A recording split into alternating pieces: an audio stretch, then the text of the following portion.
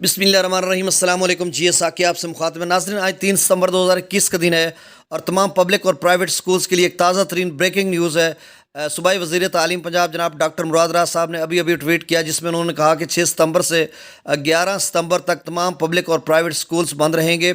उन्होंने कहा कि 6 सितंबर से 11 सितंबर तक तमाम प्राइवेट और गवर्नमेंट स्कूल्स बंद रहेंगे। कोविड-19 की वजह से चूँकि बढ़ते हुए केसेस के पेश नज़र ये फ़ैसला किया गया। इससे कबल एनसीओसी के इजलास में भी ये फ़ैसला किया गया था कि चंद जो है हफ्तों के लिए स्कूल्स बंद कर दिए जाएँ। तो इस हवाले से यही फ़ैसला किया गया है कि 6 सितंबर से 11 सितंबर तक स्कूल्स बंद रहेंगे।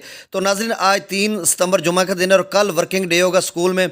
4 सितंबर है और फिर 5 को इतवार है, फिर मंडे 6 को बनता है और फिर जो 13 तारीख है, 13 को अगला मंडे बनता है। तो 13 सितंबर को दोबारा स्कूल्स में हाजिर होना होगा। तो तब तक यानी एक हफ़्ता तकरीबन 8 दिन छुट्टियां रहेंगी।